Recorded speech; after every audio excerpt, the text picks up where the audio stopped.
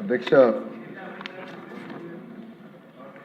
నేను ఇవ్వాల్సిన సమాధానం పార్క్ దగ్గర ఇచ్చేశారు అధ్యక్ష.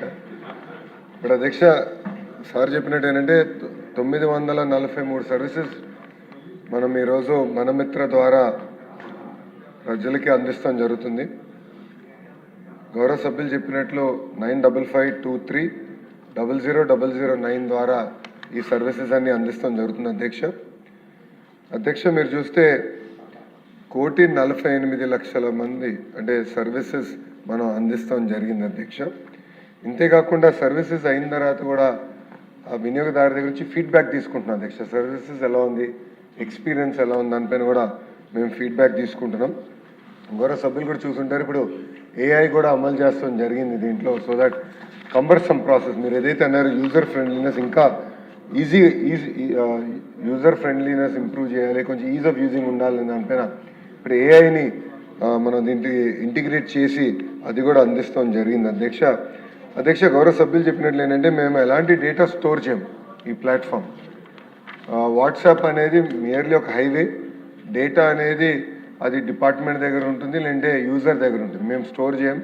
సో ఫర్ ఎగ్జాంపుల్ గౌరవ సభ్యులు చెప్పినట్లు కరెంటు బిల్ కట్టాలంటే ఆ బిల్ నెంబర్ ఎంటర్ చేయండి అని ప్రతిసారి అడుగుతాం జరుగుతుంది అధ్యక్ష. దానికి ఎలా పరిష్కరించాలో నేను ఆలోచిస్తాను. అంతేకాకుండా మీరు అన్నట్టు కొంత ప్రాసెస్ రీఇంజనీరింగ్ అనేది జరగాలి. ఇప్పుడు వాస్తవంగా మేము ఏం చేసామంటే ప్రభుత్వము ఉన్న ప్రాసెస్ని డిజిటలైజ్ చేసింది. ఇప్పుడు ప్రాసెస్ రీఇంజనీరింగ్ అనేది చాలా చాలా అవసరం అధ్యక్ష.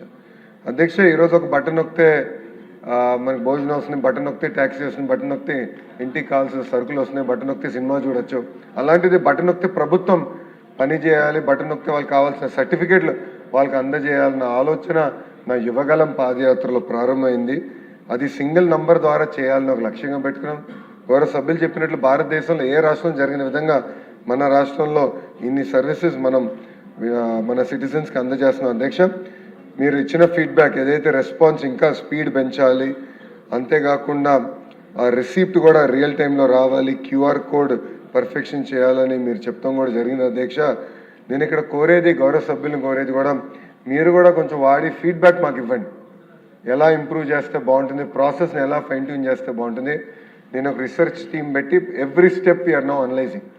కొన్ని డేటా పాయింట్స్ ప్రీ పాపులేట్ చేయొచ్చు, ఆధార్ బేస్డ్ ఆథెంటికేషన్ అయిన తర్వాత కొన్ని డేటా పాయింట్స్ ప్రీ పాపులేట్ చేసాం కూడా అవకాశం ఉంటుంది.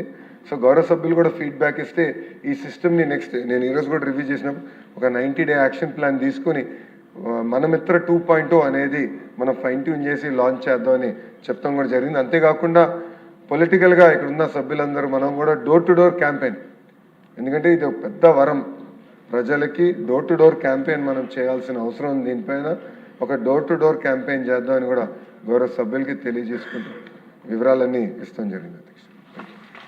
క్వశ్చన్ నెంబర్ 1415 సభ్యులు కోరిపోయిన వాయిదా వేయడం జరిగింది. నెక్స్ట్ క్వశ్చన్ వైఎస్ఆర్సీపీ వారు ఎమ్మెల్యే గారు క్వశ్చన్ వైఎస్ఆర్ గారు రాలేదు, జవాబు చెప్పినట్టుగా భావించగా కోరుతున్నాను. Next question